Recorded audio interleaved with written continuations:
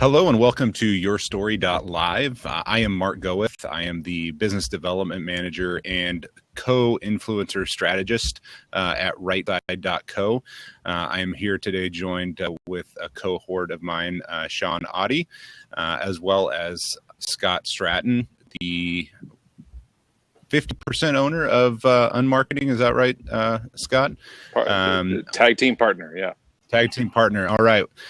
We are here actually to talk about bad CTAs, calls to action, and specifically QR codes, the ways that I guess marketers sometimes miss the point with QR codes and some of the long URLs and calls to action.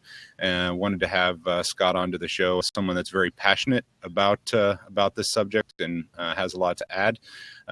So I will go ahead and provide a quick introduction of Scott after Sean introduces himself. Hey guys, my name's Sean Oddie. I'm the technical evangelist over here at RightSide, talking with people about personal branding and calls to action. I'm excited to be here. I can't wait to have a chance to hang out with Scott a bit on the blab. Like I said, we are here with Scott Stratton. Scott is the president of Unmarketing. He is an expert in viral, social, and authentic marketing, which he refers to as Unmarketing. Scott has done speaking events for companies like Pepsi, Adobe, Red Cross, Hard Rock, Cirque du Soleil, which I'm sure that was pretty amazing, Saks Fifth Avenue, and others, helping them guide their way through viral and social media and the relationship marketing landscape. Scott, thank you so much for joining us today on YourStory.live to discuss bad CTAs and QR codes. I found out about Scott actually through a YouTube video that was shared with myself and probably half of the company from one of our data analysts. Stumbled across the QR codes kill kittens and sort of that whole talk that you were giving. And I was like, this guy needs to be on our blab. Reached out to Scott, and he was so graciously accepted the invite. And we appreciate you being here, Scott. So thank you so much. Hey, my pleasure. So just a word of warning, outside of the jackhammering happening in the street behind me, I have both my dogs under my feet right now. So if they lose their mind, they might bark, and I may flip backwards. So this might be a whole good time right now. Yeah, that's what makes live video so awesome to me, Scott, is just the authenticity and the sheer just, you never know what's going to happen, right? So I love that aspect of it. I love being able to use a platform like Blab or Periscope or whatever to really just share the authenticity of me, of our company, what it is that we do, and talk about things in more of a real sense. So for those of you that just joined, Midori and Rachel, I saw you guys just join the room. Thanks so much. We're talking with Scott Stratton about bad CTAs and QR codes. So Scott, I'd love it if you could just sort of kick it off. Give us a little bit about you, your background, and what has made you so passionate about sort of this movement, right? With calls to action and QR codes and speaking out sort of against them, I guess you might say. Yeah, I've been online since 94, 95, and we've kind of been in online marketing almost ever since, from when I was in college and seeing the potential of what's going on here. I'm an old school landing page guy, old school email marketing guy. Back in the day, in the old days, like 10 years ago, we used to create these viral videos, the flash slideshows. And if you've ever seen online, you ever seen the pictures and the cheesy text and the cheesy music, the motivational slideshows that used to be online all over the place, the good chances we made that. And I'm sorry. I'm sorry for that. And we made 60 of those for clients. At the time, I was running one of the most successful viral video companies in the world, and that entire thing was to get you to a landing page and convert you into a mailing list, and that was the entire point of that. So for me, my whole world, my business was based on these call to actions, these ways to convert. And the first ever client of the videos was actually my video. I made one for myself. I was a speaker. I still am a speaker. I made one to build my audience. And originally at the end, my landing page was so convoluted. Like there was like 9 different things you could do on the landing page. It was so scattered that I was converting at 0.5% of people landing on that page. Wow. And then I had a writer friend of mine said, can you stop?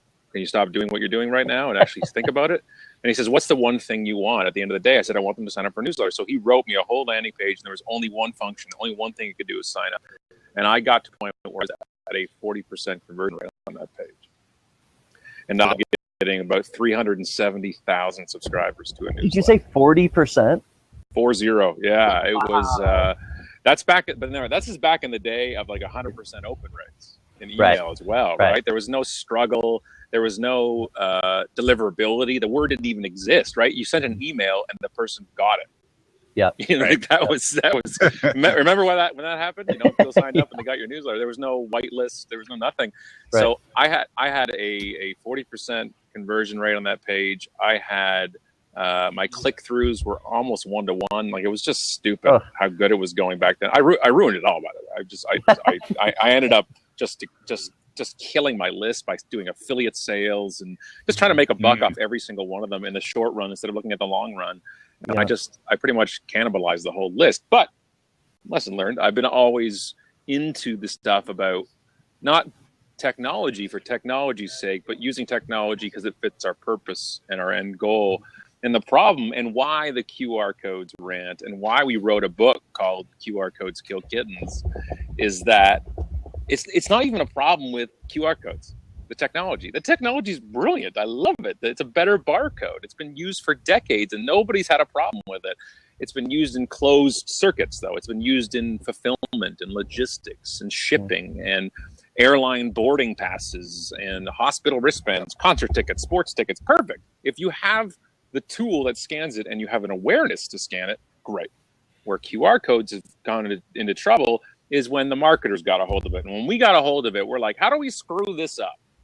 How do we screw this up in the best way possible? And then you just start seeing it everywhere. And the consumer adoption wasn't there. Like I'm still baffled, by the way, that Apple has not made a QR code thing to recognize natively in your phone. So when you pulled up just your camera app, if it sensed a QR code, it would have said, whoa, there's a QR code here. Do you want to proceed or not? This would have changed the game. I never would have written the book.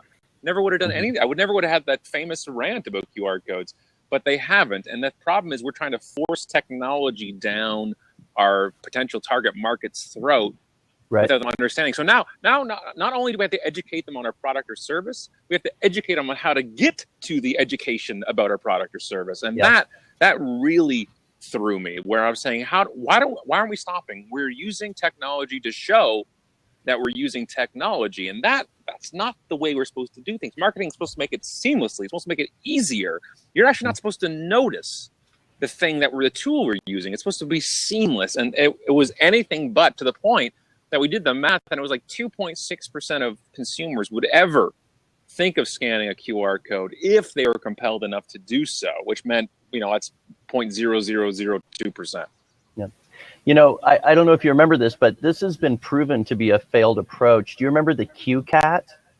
It was a thing you plugged in. I don't remember if it was a serial port plug or what, but it was like QR codes, but you had to buy this little thing that looked like a cat, and it was your scanner. It was amazing. I think it was a Radio Shack tied thing. Man. It's bananas to me that I remember meeting after my talk, and I've been doing the rant for years now in my talks, and I remember meeting a VP of a consumer products company, one of the biggest in the world, and she came up and with her head held down, and she's like, yeah, we did some QR codes on products. And I'm like, tell me about it, because you look really proud of it.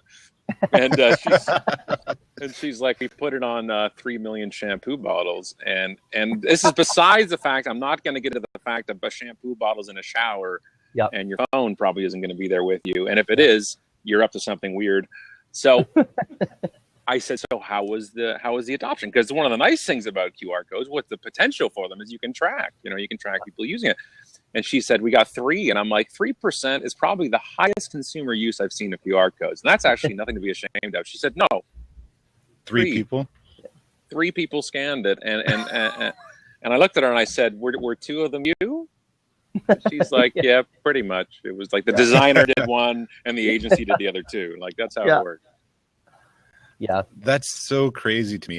I remember the rant that you did, and the one that really caught my attention was the one on the automatic doors, where as soon as you got close to them, the door would open, and obviously then the QR code kind of went behind a wall or whatever, so there was no way to even possibly scan it. This is a big joke. It's just a big joke. Yeah. Somebody in security is watching the security footage at the mall, saying, "Watch, we got a geek here. He's going to try to scan it." And just went. And the thing is, it was a QR code to go to the mall's Facebook page. And it was like they had it designed and printed and stuck on the door. And I swear, you walk up to it to get close enough to scan it, and the door goes, and it just opens on you, and you can't scan it. It's just like, how do you? Not to mention, you're in the middle thoroughfare of traffic that you're not stopping to scan things. You want to create a stampede, do that. Yeah. I mean, it's obviously a passion of ours. So I don't know how much research that you've done about RightSide, if you're familiar with our company or anything like that, but we provide new domain extensions. So, .com, .net, .org, they've been around for 25 plus years, right? Since the inception of the internet. Now there are, I think actually I just read that the 1,000th new GTLD was recently launched. So now there are 1,000 new alternatives to .com in this landscape. And what we provide are new sort of creative alternatives to .com that marketers can use as a short call to action for a campaign that they might be running, or a way to essentially rebrand yourself with a new kind of unique website address. And the neat thing over QR codes is that instead of a camera, our capture technique is a person's memory and engagement, basically, right? Right. Well, although you're relying on the general public to remember things, and I don't know. I'm just kidding. Well, but, but you'd be surprised. I had for the longest time a typo in my Twitter account handle. And so trying to tell people to go to RightSide Sean, missing the first I was a huge pain. But then, being able to tell people who know I'm a technical evangelist to go to evangelist.ninja, like that takes them to my Twitter page, right? That's the kind of thing that people remember. It sticks in there. Yeah, and it's all in context, right? Does it make sense for the company, and does the name make sense for it? And I just think there's a lot of uses that that you need to be able to, whether it's going to be like, one of the challenges for somebody like me is, we've written 4 books, and putting stuff in books at each chapter and footnotes and references to say, go here to read this story we're talking about, or referencing going, go here to. And one of the problems we get, and the nice thing about creating a domain for that is that you can control it after the fact. Once something goes to print, it's gone. And we have a dead link in Unmarketing in the original book.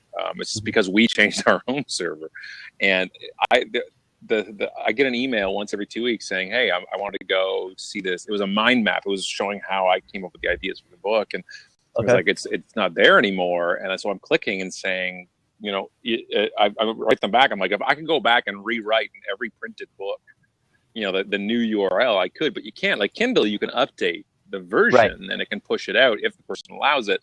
But once it's out there, it's print, and it's also already old once it's printed. Like it's already dated, and so if you have a control method to having all of your, like some of our books have 60, 70 links to content outside of it, and in a Kindle, no problem. You just click it, you're good to go, and you can change it, fix it. But if you create something with your own domain, and then you can bring them to a page that says, okay, here's the link, or here's the redirect, controlling that aspect of it instead of like, I remember when we used Bitly for one of the parts of the book, and holy stegosaurus crap cakes. The effort to try to fix where the redirect went, they wouldn't let us. Yeah. They said, if you're a partner and you signed on to a pro account for $4,000, you could change this. I'm like, what? Yeah. No idea. Yeah. Killer.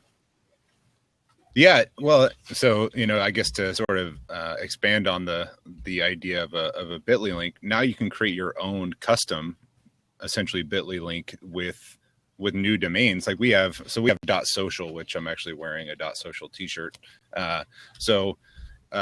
One of our companies that we own, Enom, they use enom.social as a bit.ly link for all their social media posts. And they just create sort of their own branded URL that they redirect to a different article or a different page on the specific, enom.com site where they're whatever promotion they're running, right? So they're essentially using that as a new and branded bit.ly link and not having to pay a dime for it each time because they're setting that up themselves, right, just for paying the $9.99 or whatever the annual registration fee is, right? So I know a lot of those URL shorteners, they charge you sometimes, upwards of like $50 a month or something like that to have like an enterprise level package where you're doing all of that tracking and everything. There are tools out there that exist that you can do all of that essentially for free now. A custom domain, Google Analytics. Google Analytics is basically free. You can obviously sign up for a much more expensive and enterprise level package and get more insights with that as well. But, for most of us, we don't need that level of insight. We're just trying to track, the level of engagement that link saw, like how many people, what were the impressions, what were the engagements, very, very basic stuff. Right. So, I think that's what's so at least powerful for me, right, about these new domain extensions is now there's so many opportunities that companies can use. And Sean, I know you hate this example. I do, but I'm going to use it. I know exactly. And you know what I'm going to say. So Lamborghini, Sean's big hang up with Lamborghini is no one knows how to spell Lamborghini in the first place. That's probably true. My favorite car as a kid growing up, Lamborghini Countach. Couldn't spell it. Mine too. I knew what it looked like, but I couldn't spell Countach. I could spell Lamborghini. So why not Lambo? Let's use Lambo. Everybody can spell Lambo. Exactly. There you go. So Lamborghini is using Lamborghini.social as a redirect to the 4 or 5 pages deep in their .com site is where they have all their social media, essentially links. If they're on Pinterest, if they're on Instagram, if they're on Facebook, if they're on Twitter, it has all the icons with, their different handles, and it's just a link. Lamborghini.social takes you to that page. It's 3 or 4 levels deep within their website. And I think that's so smart because they're using their brand name just with a different domain extension, as opposed to saying, hey, go to bit.ly / blah, whatever. We all know the structure there. They're able to brand that, essentially that URL shortener. It's probably not that much shorter because Lamborghini is a long term, but they're branding their link that they're sharing on social media or wherever they're doing it, as with Enom, and we're seeing a bunch more companies start to do that, right? Well, I'm sorry, let me interject just real quick, because I just realized you were talking about the book, and once it's out there, it's out there. The QR codes are also static. Once you've generated that QR code, you are stuck with that, right? Did you see the famous instant of the Heinz ketchup in Germany? No. That it was scanned, and Heinz did a big push with it. You scan here for kids' games, and then they stopped doing it, and then the URL pointed to a pornography site. Oh my God! So your ketchup pointed to porn. It was my greatest day ever.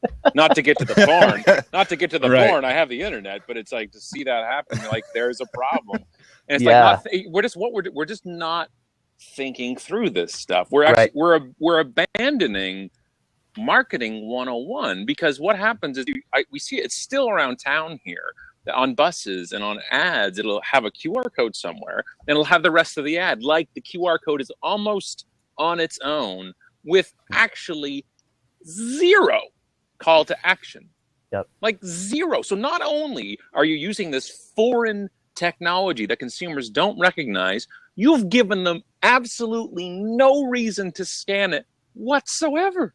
Yeah. Outside of morbid curiosity that I would scan it, because that's what I do. I have no life. What else would people use it for? It is absolutely insane that these people are just marketers. And not only that, they take up a huge chunk of an ad, right? They take up a huge visual. I've seen it as a quarter of an ad sometimes. Like, well, we need it big enough to scan. I'm like, why are they scanning it? It's another big box of dots. Yeah, it's exactly what it is. I thought about one of the things we were going to do. We never ended up doing it, we were going to set up a camera in a parked car in a busy parking lot at a Walmart or somewhere. And we are going to have a QR code on the side of the car and says, scan this to get $100. And I wanted to set a camera to see how many people scanned it. Straight out call to action. And if they did, somebody would just pop out of the car and give them $100. Like, that was going to be the challenge, to see how many people, because I sat at O'Hare once for like 4.5 hours between flights. And there was a QR code on a banner hanging down from a walkway. And they're like, one of the things that marketers talk about is, pass by and walk by and how much foot traffic or driving traffic goes by. And I just watched for 4.5 hours because I had nothing else to do to see how many people stopped and scanned that banner. You can just imagine my total number of people that did that. Yeah. 0. Yeah. I think the cool one that you also talked about, and we actually have an example of it too, are QR codes on billboards. Like, what person in their right mind is going to be driving down the freeway at, breakneck speeds trying to scan a QR code because they're like, oh, I really need to get that right now. I need to go visit that site. Yeah. Versus the only people that should be putting QR codes on billboards are injury attorneys. Correct. So when you get into the car accident, that's what you get. I wanted to address a couple of things. I don't know if I'm allowed to do this since I'm not the one running the show, but there's a couple of questions that are actually perfect right now. Rachel absolutely. says, now what if they use a snap code instead of a QR code? Here's the thing, right? A snap code is a QR code. Yep. And what I said at the beginning here was QR codes work in a closed circuit environment. So therefore, just by calling it a snap code, you're already in a closed environment saying, of course, I recognize the technology. I'm going to use it. But it's like showing somebody a URL in 1993. Most people looked at that and said, what is http://www.this? Now, you don't have to put W's in. You just say something .whatever, and they know what to do with it. But back then, you couldn't. You had to walk them through by hand. Snapcodes is built in so that universe, that world, understands that I see that little yellow and black. It's beautiful branding, by the way. I know it. The only people using that, people with smartphones, the only people using that understand what that ghost looks like and all the colors. So it's built in inherently, and they walk you through beautifully how to do it. It's so seamless, makes sense. So Snapcodes is one of the best uses of QR codes I've actually ever seen. And then one of the things also was Blake says, are QR codes more successful in marketplaces like Asia? Very much so, because it's built in to their environment, their culture, that's been known to work because they are so far ahead of the game when it comes to mobile. It's mind-blowing. You can go 15 stories underground and you still have a signal. Yet here in Toronto, 2 years ago, there was an ad campaign that used QR codes in the subway tunnels, and it won a bunch of advertising awards. And the thing is, it didn't work. You couldn't scan it because you were underground, but it still won awards. So it kills me that we're thinking, hey, I should be able to, if they use it, we should. And it's just different worlds, and it literally is different worlds. It's a recognition of somebody in a culture, which means hating on them doesn't work if you're over there. Of course not. I'm talking about it in context in here and consumer adoption, and it's not. You want to use a snap code for your business? I bet you, I promise you, you ask any people, especially millennials and the younger crowd, and that makes up a lot of Snapchat, if they've ever scanned a QR code, and they'll say no. And you ask them, have they ever scanned a snap code, and they'll say yes. It's the same thing, but it's different context to them. Yeah.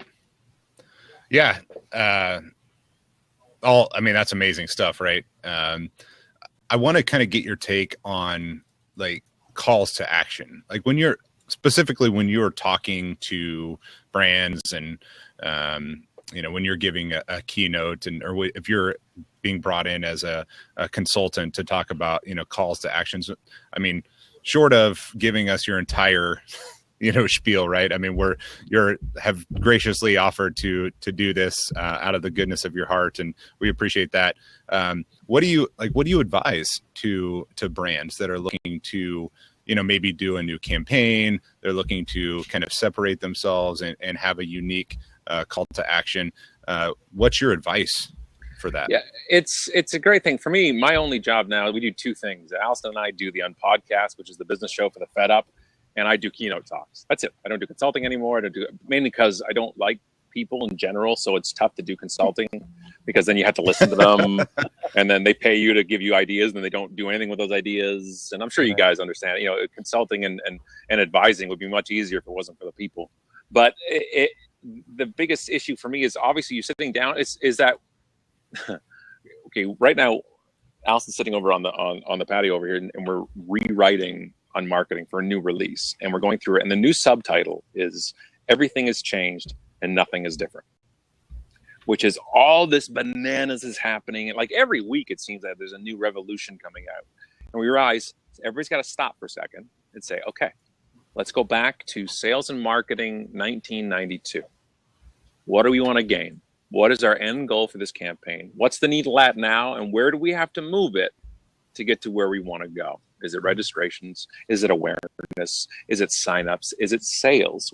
Followers? I don't care. Pick whatever that is and make sure you have some kind of measuring stick, a yardstick there to say, this is where we've got to go to. Otherwise, you'll just be thrown vanity metrics. And that's a huge problem in our industry of just saying, well, this is our reach. We tweeted this many times and we reached 10 million people. When in reality, you reached 10. And we have to be careful with those vanity metrics. I don't want those to be our yardstick to measure things. So when it comes to companies coming out and do things, and I've got a board meeting tonight at our local Humane Society, and this is what I've been ranting about, is saying, what do we want? I don't want numbers. What do we want? When I'm talking to companies on stage, what do they want?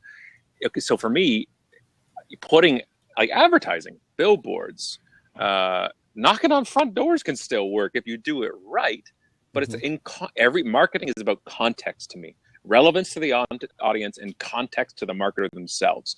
So what do you want? So when I'm on stage, when we create a new book, we have a new URL for it. We're filming a documentary right now over the next year. We've already created unspeakablemovie.com, and we've gotten every almost like, subdomain after that to say, because when we say it, we want anybody to be directed towards that and getting every variation of it. Because like you said with Lamborghini, if I was Lamborghini, I'd have the 29 different ways to spell Lamborghini in every URL possible. Because I want every time somebody urges to go in there, I want them coming to me.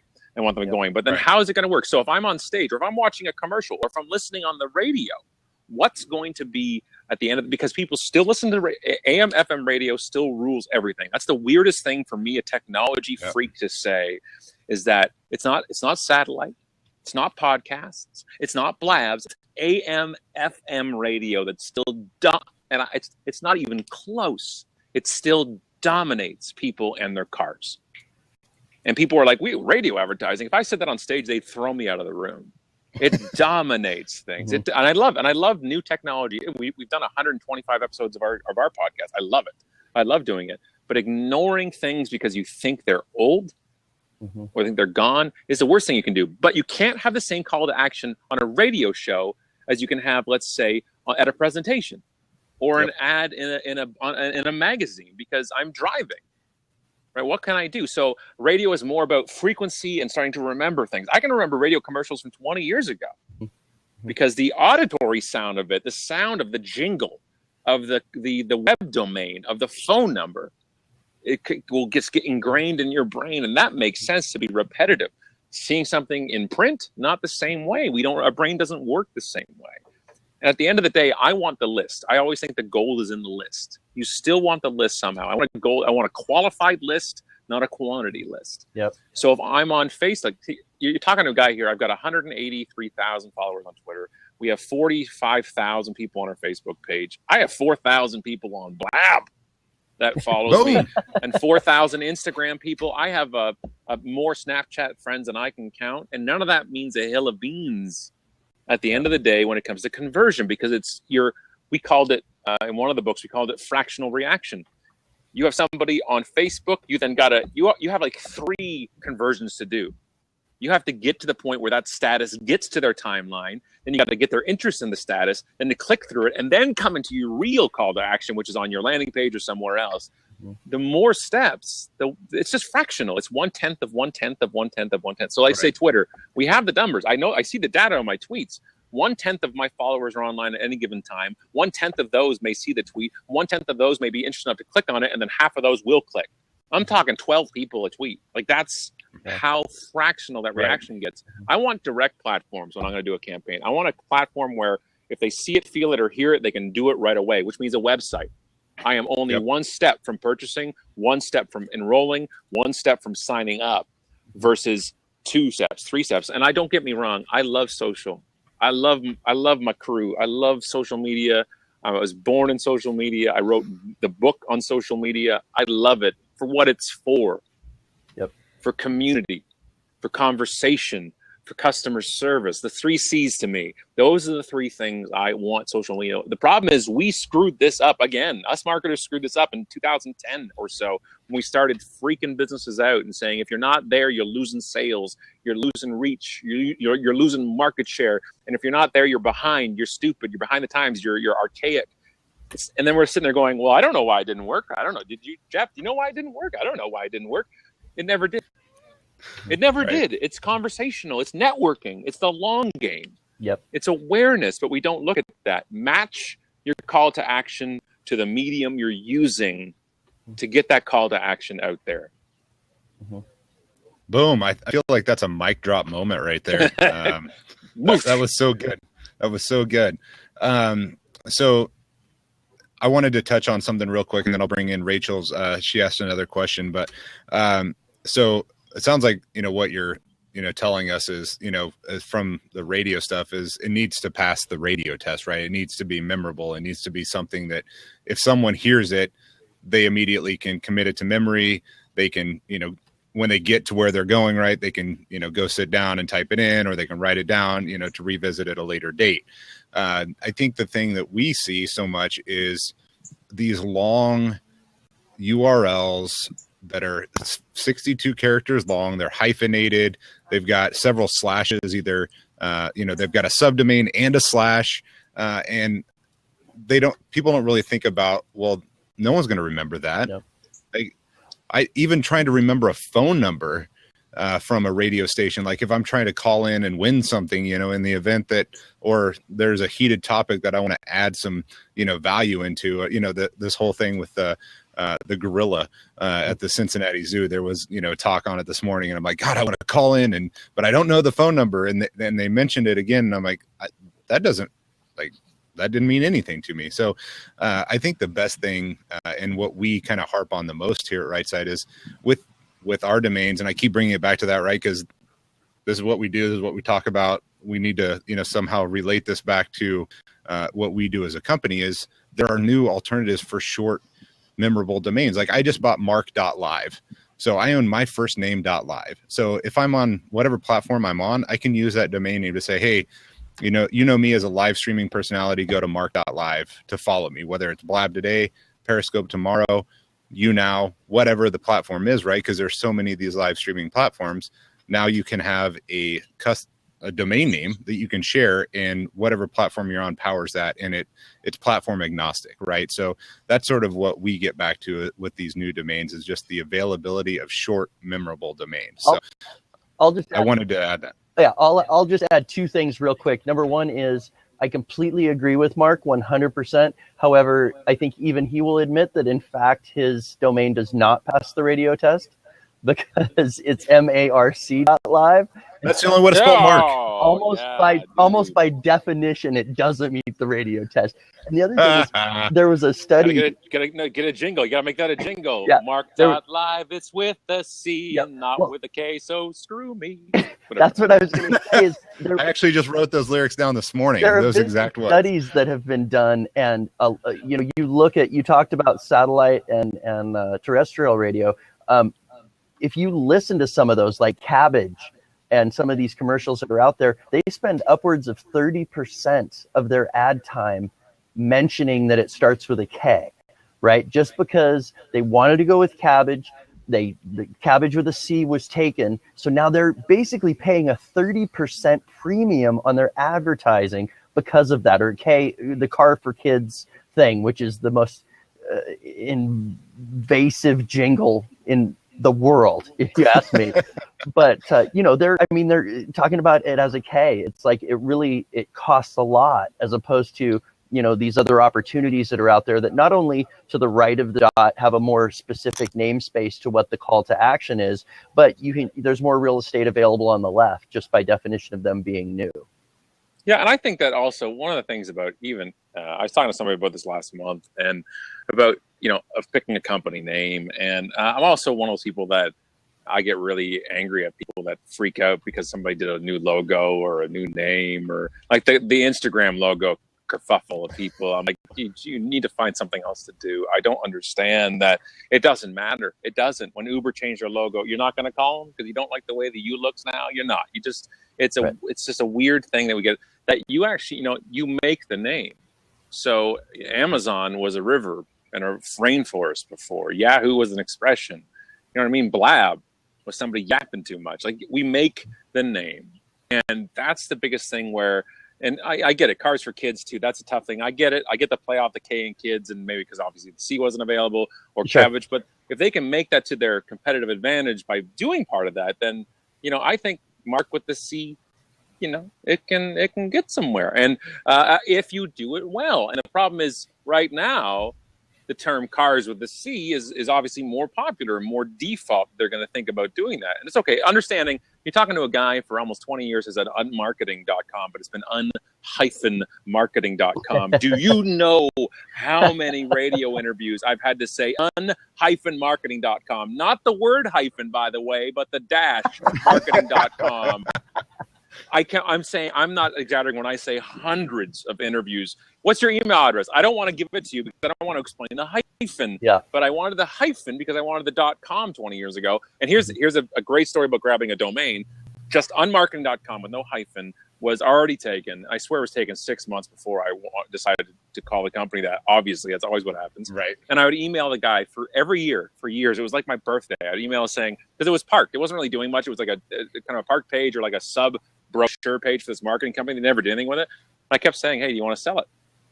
And I originally wrote to him like in college, like over 20 years ago. I'm like, can you want to sell this? And he's like, you know what? I have plans for it. I couldn't, see parting with it for less than $1,000. And when I'm in college, about to graduate, $1,000 is $1 trillion. Yeah. I'm just like, well, damn it, hyphen it is. And I grabbed the hyphen. And every year he didn't use it. I'm like, hey, let me. And then, then I didn't hear it all.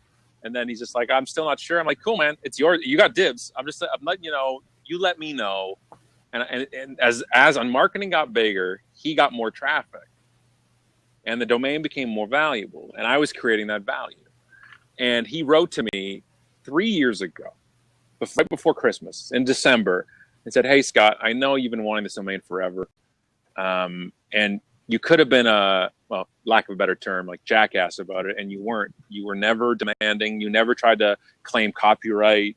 You just simply asked me, and I really appreciate that. So Merry Christmas. And the next email was a transfer of the domain. Wow. And he gave it, and he gave it to me. And he says, I could sell this name currently for about $35,000 with the valuation it's got.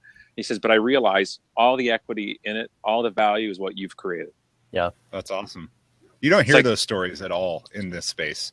No. Ever. No, never. It's like, it's squatting and holding it for ransom and all. Of course, like it's, and I'm a domain junkie. I just purged a bunch of them, but I still have about 160 of them. And I because they're so valuable. And like you said, there's so many domains and so many things out there. Just the inherent value of certain base ones is incredible. And for this guy just to say, he just could have held me over the barrel and just said, you want it? Fine. Or he could have put something totally different on the page and just capitalized off of it.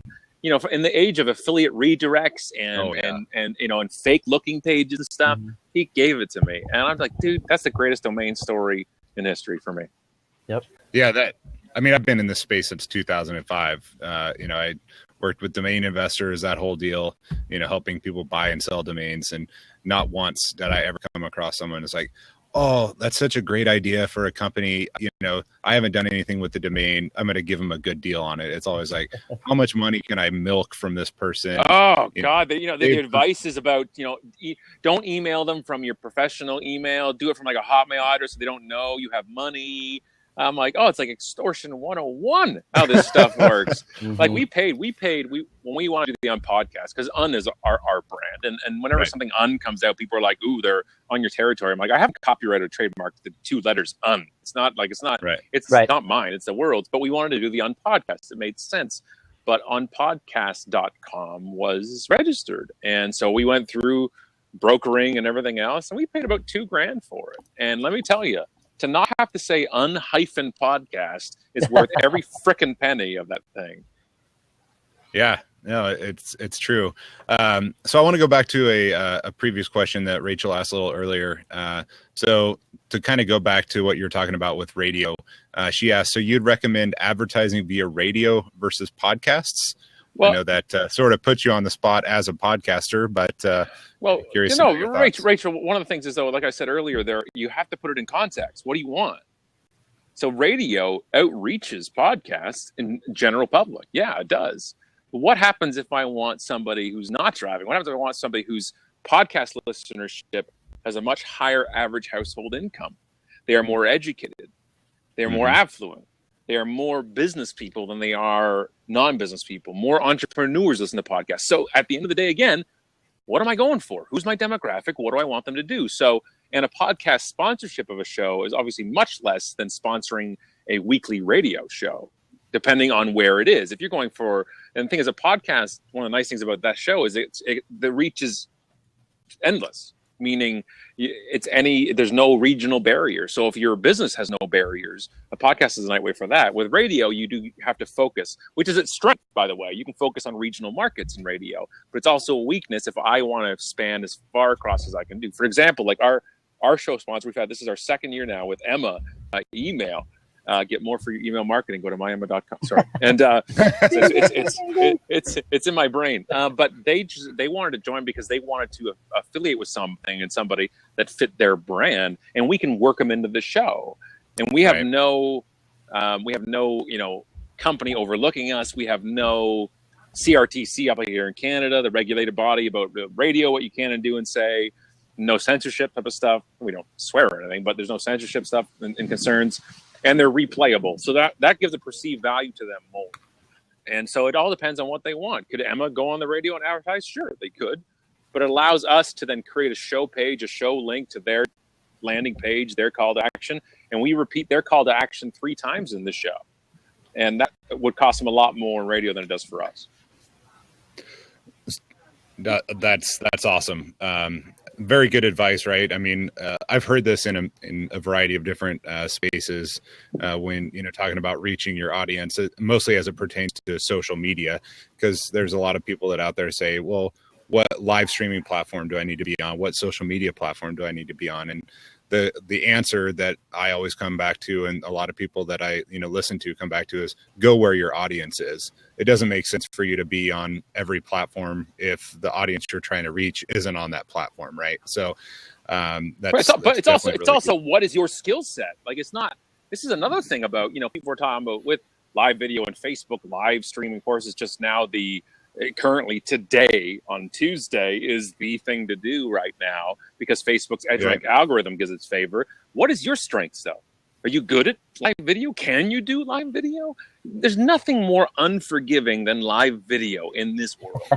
Nothing more unforgiving than live video. Nothing to me can make somebody look from professional to just creepy than potentially live video. To do it well for lighting and for sound and just the ability to look in the camera and talk with a half of intelligence and not be freaked out, not be weird, not be awkward, or not to be like this or something half the time. Like, it doesn't make any sense to just go because somebody else is going. I feel like my mother. I'm like, if live streaming jumped off a bridge, would you jump off a bridge too? Like, that's what we're doing now.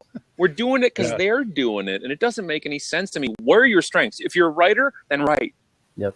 If you're a speaker, then speak. If you're better with just audio and the camera freaks you out, then just do audio. Like, you could go with your grain. Go with your marketing grain that says, this is what I'm good at. And as soon as you go against it, it hurts. And you don't need to. We're trying to force people to be broadcasters when you guys are good at it. You guys, both of you, have natural talent to speak. You can just see it. I can see it right now. But the problem is, it doesn't mean I expect a check for that. But somebody I bet in the office next to you would freeze. Yeah, they would freeze. Sure. I'm sure never on your show, but on other shows where guests are really tough to talk to because pulling teeth because they're not good on camera, but they sounded really good in email or that blog post they wrote was epic, and then they're on camera and they're just like, yeah, I agree. Ghostwriter. Yeah, bingo. So that's, to me, is something where you don't want to say, well, this is for everybody. Because the problem is, if I go to where my market is and then I'm terrible in front of them, that doesn't help me at all. Right. Focus not only your call to actions and your marketing campaigns in the right places, but also what's right for you. And if you are dying to be in this type of medium, then find someone in your company who's good at that. Mm-hmm. Yep. Mm-hmm. So we have a couple of CTAs or horrible calls to action that we sort of have brought into the open seat here, if you will. And this one, I think, is a huge offender. I don't even know if you can read this because it's so small, but that just goes to show you. So this is up in the back of a sedan, the back seat car window, talking about how this guy made $17,000 in 30 days and how I can do it too, or you can do it. So it says, enter the link below to your browser for more information. I don't know if you can see how many question marks and underscores and backslashes and equal signs and ampersands there are in that, but clearly that is not a memorable call to action. I mean, getting back to the title of this show, Bad Calls to Action, how you cannot get any worse than that. Like, I'm with Rachel, by the way, though. There's red arrows, though, so it looks good. Yeah. You have to take a picture of the URL. It's worse than a QR code, right? Because you have to take a picture of the URL, take it home, look at the picture, type it in from the picture. Yeah. You know the best thing? So in QR Codes Kill Kittens, so the whole book is just pictures pretty much of business screw-ups. And there's a sign of a restaurant, and the URL looks like that. It's a permanent sign on the front of a restaurant, that runs across with their name on it, and underneath it they usually have a tagline. It's their Facebook page URL, but not with their name, but with like 27 digits and then slash posts. Like that's the URL on it. It's glorious. And that's a perfect example, I think, of someone said, "Oh, we have to have our Facebook up there." So they put it up there, but they don't think about the full process. They don't think about, okay, well, what's going to be the outcome of this? Yeah. Walk you through what the consumer is supposed to do. What do you want to happen here? And if you just put the Facebook logo on your menu, okay. Yep. What do you want me to do? Why am I going? It's funny. The thing that I'm most taking away from you, Scott, in this talk is I'm hearing two messages pretty consistently. Number one, think through. So think to the future, think through, but also think back. Don't forget about the learnings because things haven't changed. Just we're doing the same things we were doing 30 years ago. We're just doing them with different tools. So don't forget the past and look to the future and what you want the outcomes to be. Yeah, 100%. And just 100%. completely forget about the present is apparently what I'm getting. No, I'm just kidding. I wouldn't mind if we did it, but I don't like a lot of the present and what's happening in marketing. So be present in the tomorrow. I wouldn't mind going back to old school message boards, forums, and email lists that actually work. That wouldn't be bad. Yeah. Well, it was just so much easier with three things. Now there's so many things that you have to worry about, live video, social media, email, all the old methods, television advertising, radio advertising. I mean, obviously. Well, and we're talking on Blab right now, like that's right. But this is the cool part, like to be able to do this right now, that I can sit in my backyard and stream fairly decent video and sound on my Wi-Fi to you guys, and you email like that is like this is. I seem angry, and I promise you I am, but I love technology. I love the fact that we can do this right now. And I haven't stopped loving technology, especially since '94, the first day I logged on the internet. Ever since then, I'm like, this can make the world so much cooler, so much better. Which is why, it's actually why I get so mad, because we're breaking the stuff that I love. Like QR codes have the potential to be incredible, and so does every social media platform. So does Blab, and so does everything. But we're not thinking of why we want to use it. And with great technology comes great responsibility of marketers to say, why am I going to use this? Why am I going to do it? Otherwise, we're ruining it for the rest of us.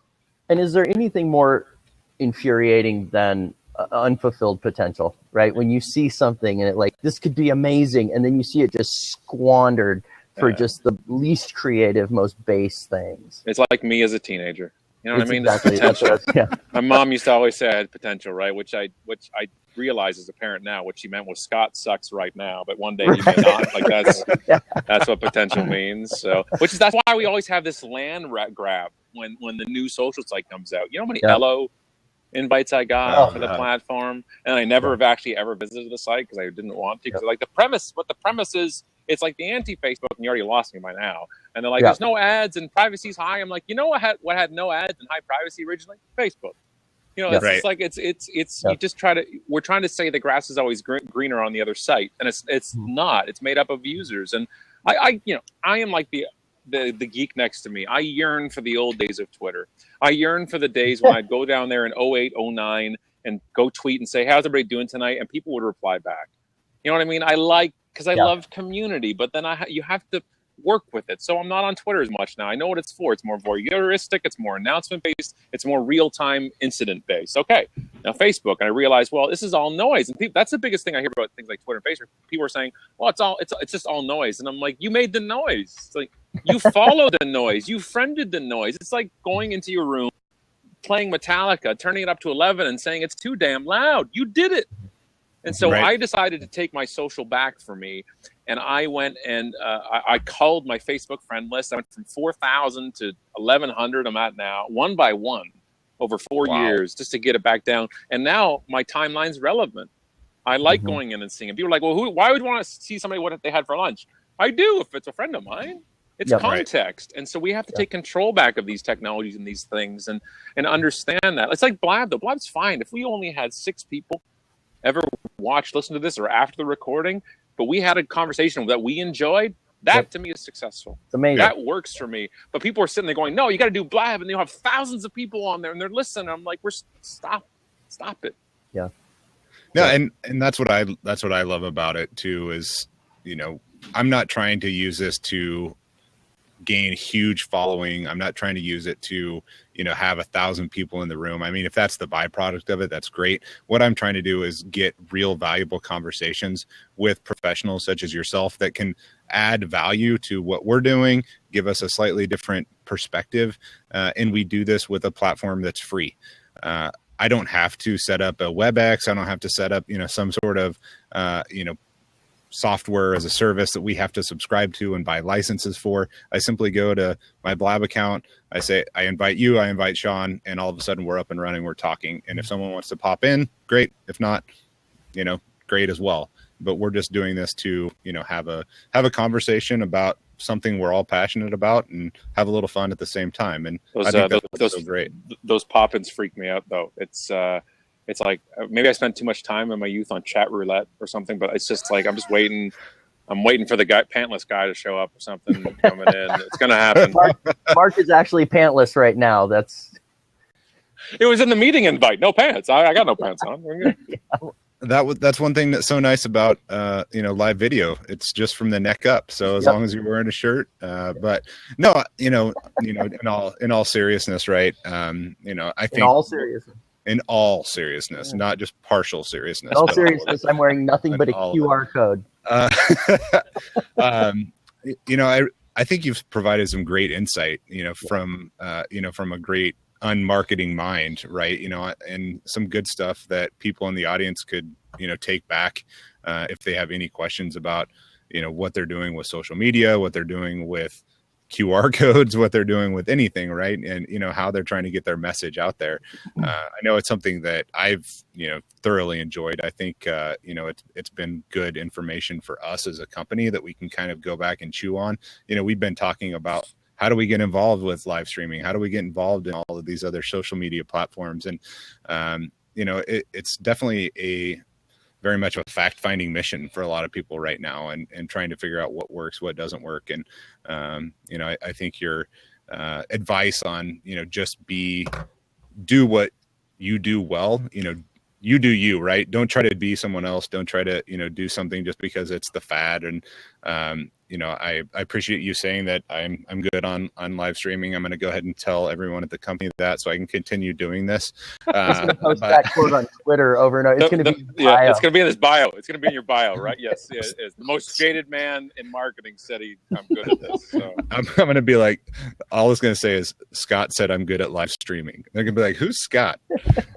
So no, I appreciate it. Ultimately, I know we're running up against our time. We got about 5 minutes here, but anything that you would like to sort of leave us with, Scott, parting words around CTAs, QR codes, marketing advice, anything like that, any sort of gems that you'd like to uncover? Yeah, it's, one of the biggest things is back to just kind of repeating partly what was said, which was you can't throw out the old just because new is here. And because old is not that old relatively. And nothing beats, to me still today, an email list. And nothing beats that building that gold that's inside it. And we're trying to find, well, this is a better list, this is a better list, this is a better list. And it's still proven. It's still proven one of the best. And it's amazing to me. It's been 20 something years of the best way to reach people. And because you have to understand, there's a big thing where if I send an email, a person has to decide to read it, delete it, spam it, reply, click, whatever. But with tweets and Facebook updates and stuff, they don't make that decision for themselves, right? The algorithm makes that decision initially. So that's a huge jump. And I just don't forget the classics. Don't forget radio, internet, TV. Like this stuff can work, and it doesn't mean don't innovate, please. Right? Innovation is what keeps you going. And I mean, on the marketing channel side, is the bright and shiny object can get us into trouble. And obviously, Facebook's is obviously over 1 billion daily people. Don't ignore that either. But we can use the old with the new. Well, we can do advertising in there, but we can use the tracking and the targeting. Okay, but there's also, millions of people that are doing this still with less crowded advertising marketplace, with less people. The direct mail, addressed direct mail. It's like it's in a renaissance now because people stopped doing it. Now, if I sent you a handwritten note card and you got it next week, you might fall off your chair, right? I'm not going to, but if I did though, but you would be really impressed, right? Yeah, that's true. That's what I mean. So sometimes getting back out of that current that everybody's swimming up to say, I'm going to stand out in the right way. Is good. And by the way, the moral of the whole story that goes underneath everything, if you don't have a good product or service, none of this stuff's helped you at all. Right. That's the bottom line.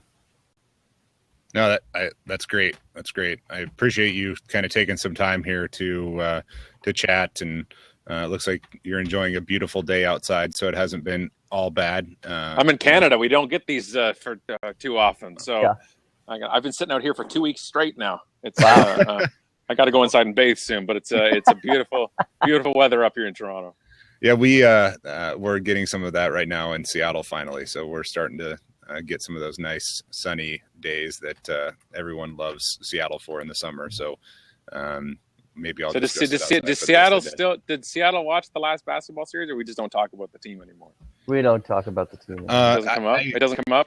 You're talking about the Thunder it comes up. that they just lost. Yeah. I was Does Seattle actually still hoping... root for them though, or is it just totally horrible?